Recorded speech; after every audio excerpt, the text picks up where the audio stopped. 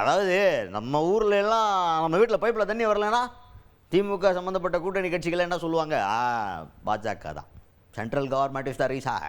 வீட்டில் கரண்ட் இல்லையா, central government அப்படின்னு எதுவாக இருந்தாலும் இப்போ சென்ட்ரல் கவர்மெண்ட்டை பற்றி தான் பேசிக்கிட்டு இருக்காங்க. குறிப்பாக அமைச்சர் அமித்ஷாவை பற்றி தான் பேசுகிறாங்க அப்படின்ற மாதிரி அந்த டோன், கிட்டத்தட்ட அந்த டோன் எடுத்துகிட்டு வந்திருக்காங்க ஒருத்தவங்க. யார் அவங்க? பாஜகவை சேர்ந்த தமிழிசை சவுந்தரராஜன் அவர்கள். அவங்க தான். இப்போ அவங்க என்னென்னா, அவங்கக்கிட்ட ஆர்எஸ் பாரதி அவர்கள் இருக்கார்ல, திமுக அமைப்பு செயலாளர், அவர் ஒரு கருத்து சொல்லியிருக்கார். பாமகவுக்குள்ள பிரச்சனை வர்ற காரணமே அமித்ஷா தாங்க, எப்போ பார்த்தாலும் உங்களுக்கு தான் வேலை அப்படின்ற மாதிரி ஏதோ பேசியிருப்பார் போல். இதை கேள்வி கேட்ட உடனே அதுக்கு தமிழிசை சவுந்தரராஜன் அவர்கள் என்ன சொல்கிறாங்கன்னா, பாமகவுக்கும் அமித்ஷாஜிக்கும் என்ன புரியல, அங்கே பிரச்சனைனா இவர் என்னங்க பண்ணுவார்? அப்போ உங்களுக்கு புரியல, எந்நேரமும் அமித்ஷாஜியை பற்றி மட்டும்தான் திமுக யோசிச்சுட்டு இருக்காங்க.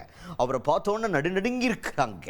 அவங்களுக்கு ஒரே பயம், நாங்கள் இந்த மாதிரி பயங்கரமான ஒரு கூட்டணி, பவர்ஃபுல்லான ஒரு லீடர்லாம் இருக்காரு அப்படின்னு சொல்லிட்டு எங்களை பார்த்தாலே பயம்.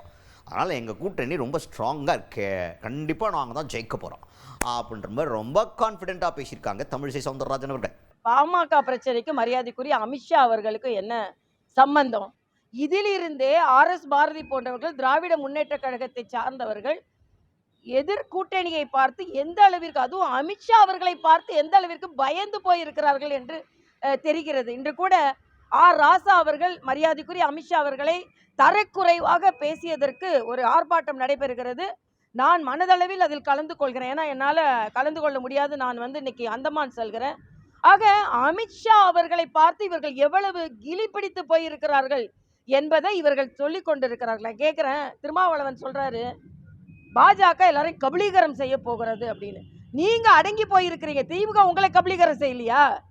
காங்கிரஸுக்கு அடங்கி போய் திராவிட முன்னேற்ற கழகம் இருக்கிறது. ஆக உங்கள் கூட்டணியை முதலில் பாருங்கள். எட்டி எட்டி பார்த்து கொண்டிருக்கிறாங்க. ஏதாவது நடக்குமா? அதிமுக பாஜக கூட்டணியில் ஏதாவது நடக்குமா? யாராவது ஏதாவது சொல்லுவாங்களா?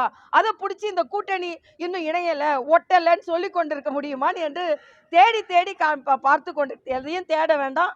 அதிமுக பாஜக கூட்டணி உறுதியாக இருக்கிறது, நிச்சயமாக வெற்றி பெறும் என்பதை நான் தெரிவித்துக் கொள்கிறேன். அடுத்ததாக விடுதலை சிறுத்தைகள் கட்சி தலைவரும் எம்பியுமான தொல் திருமாவளவன் அவர்கள் ஒரு கருத்து சொல்லியிருந்தார். பாஜக அதிமுகவை கபலீகரம் பண்ணுது அப்படின்ட்டு. அதுக்கு இப்போ ரியாக்ட் பண்ணியிருக்காங்க தமிழிசை சவுந்தரராஜன் அவர்கள். என்ன சொல்கிறாங்க அப்படின்னா, யார் பாஜக அதிமுகவை கபலீகரம் பண்ணுதா? நீங்கள் தாங்க திமுக கிட்ட போய்ட்டு அடிமையாக இருக்கீங்க, திமுக தான் உங்களை கபலீகரம் பண்ணுது அப்படின்ற மாதிரி பேசியிருக்கிறாங்க.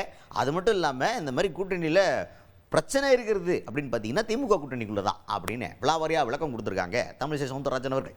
திமுக கிட்ட தலித் ஒருவரை முதலமைச்சராக்க முடியுமா என்று கேட்க வேண்டியதானே அண்ணன் திருமாவளவன்.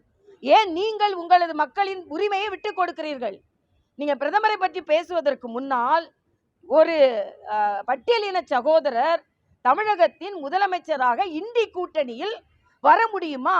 ஏன் வருவதற்கு நீங்கள் ஏன் ஒரு உரிமை போராட்டத்தை நடத்தக்கூடாது? நீங்கள் ஏன் ஒரு கோரிக்கை வைக்கக்கூடாது?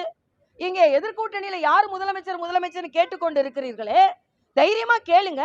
இந்தி கூட்டணியில தமிழ்நாட்டில் ஒரு பட்டியலின சகோதரர் தான் சமூக நீதி பற்றி பேசிக் கொண்டிருக்கிறீர்கள் அல்லவா?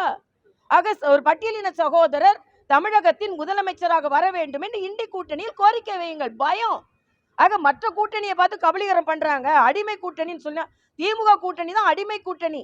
எதையும் பேச மறுக்கிறார்கள், பயப்படுகிறார்கள்.